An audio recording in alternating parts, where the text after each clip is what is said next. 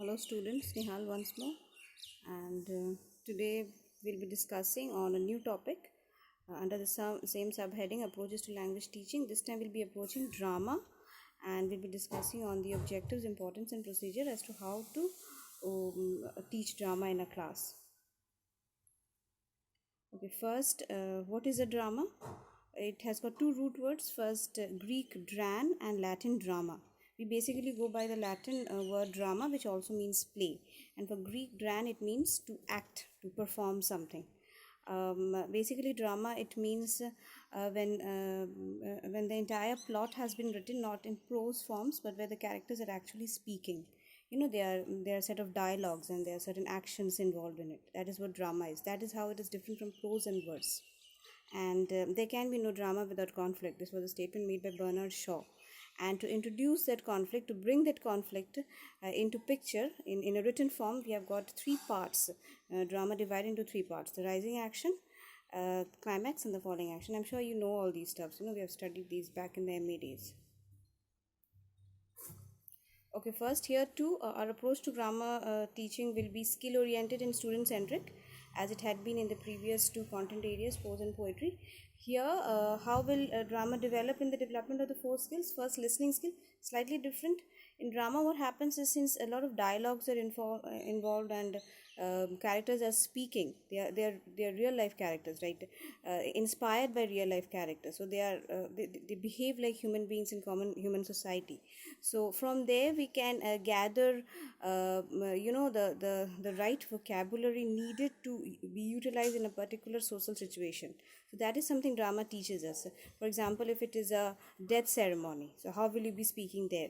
Or if it's a birthday celebration, what words will be utilizing there? Or you've just met a stranger on the road, how will you be introducing yourself, or how you'll be interacting with him? So those social situation, what English words will be using and what emotions will be involved, that is something that drama teaches us. So drama acquaints learners, informs learners of those right vocabulary and a listening skill. Second, speaking skill here too. While you're watching the play, that's how you can introduce a play, not just through reading, but actually making the students watch the play or maybe perform it in the class itself. So that way communication develops, and as well as during class interaction, question answer session. Reading skill too, when the drama is being read aloud, with all the what do you say, gestures, and those voices moving up and down, the emotions involved. So that actually teaches you how to converse in English, as well as acquaints you with the various vocabulary needed in a social situation. Writing skill, it develops how you're going to be writing a play at all. So that structure, that approach, drama tells you how you'll be writing a play. If you want to be a script writer in future, want to make a movie of yourself, for instance, how you will be preparing your script. So that is something new to observe here. That's in the preliminary stage, what you'll be doing is something that drama tells you in school days. Okay. And next, brevity of expression. Yes, this is very important. When we are writing a play, we don't write dialogues for pages, for paragraphs. They are very precise, and in that precision itself, all the expression has to come forth. Within just few words, you need to say a lot. So that art of using less in order to say more, less words to say more, that is something that drama teaches us. Next is how you'll be approaching it in class. I said that drama cannot be just read out. It has to be actually performed. So you can either make students watch it on TV or through some audiovisual aid, or you can actually perform it in class. How will you do it? First, the planning stage, where the teacher will actually be dividing students into groups, and each group will be assigned a task, and then innumerable tasks. Now, this, for example, the script has to be prepared, the setting has to be prepared, costumes, dialogues. Some plays might have dialogues, but in certain cases, you might have to introduce dialogues in order to make it more interesting. So that planning has to be done, group has to be prepared, and task has to be assigned.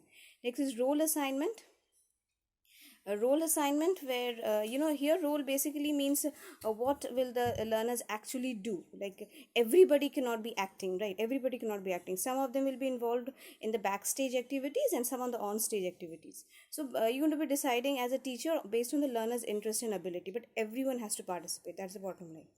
Next is, once the play has been prepared, it has to be performed, and here if the students are interested, can get it recorded, for later, to enjoy it later. And here are students of other classes, teachers of other classes, including the head of the institution, can be invited. They can appreciate it, and that with the motivation level goes up. You understand the play better, you appreciate the play better. Yeah. Fourth point, important, graphic organizer. I remember describing what graphic organizer is in class. It's a pictorial presentation of a complex idea, where you use flowcharts. So with the help of a flowchart, you can show how the plot has developed, or let's say what's the difference, how the plot is different from subplot, or what all are the major and the minor characters in the play, or as I've said earlier, like the three parts of drama, the rising action, the climax, and the falling action. These can easily be shown through graphic organizers. So a graphic organizer actually helps you to present a pictorial, or rather graphic presentation of the play structure. It has got innumerable structure from the perspective of character, how the character has led to his own demise, how his own pride has led to his death. So that can be actually shown through stages, through arrows. So there, graphic organization can play an important role for a better understanding of the play structure. Next is group activity. This is where actually the understanding of the content lies, because here once more the class has to be divided in group, no more for performance but actually for close reading.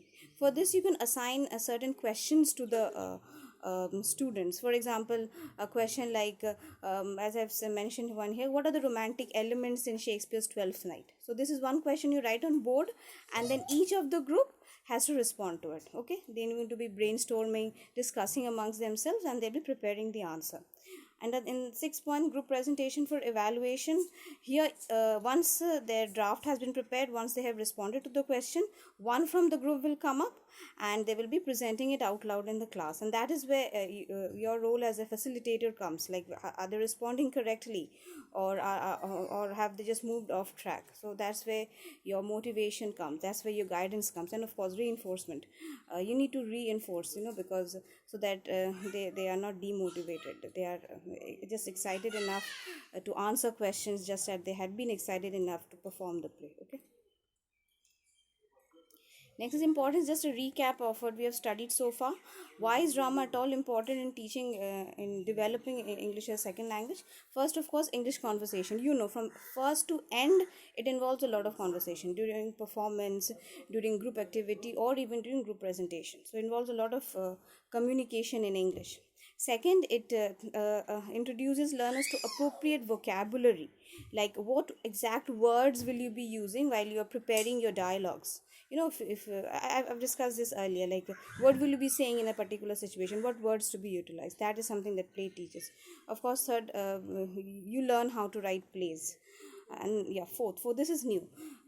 It also introduces to various problems that mankind often faces, the society often faces. For example, Macbeth, his fall came because of his pride. King Lear, his fall came because of his misjudgment of love. So this is something very nothing off world. These are worldly problems.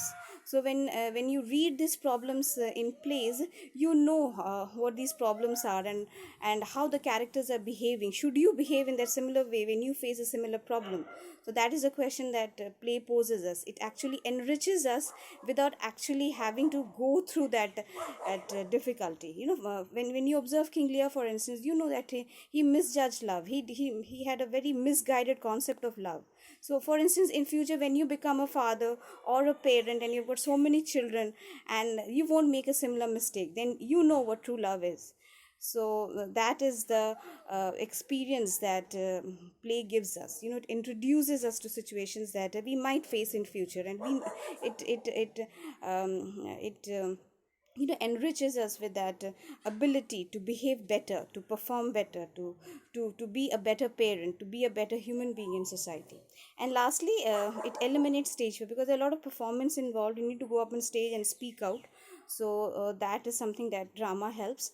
And it also enriches acting talents. For example, if you really have that knack for acting, you want to be an actor in future, so that is something a teacher can cultivate at a very early stage in school level itself. Okay, that's it. I hope you've enjoyed this video, and very soon I'll be coming up with the next.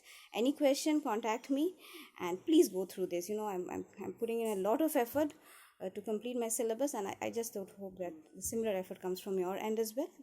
Thank you and take care. That's it.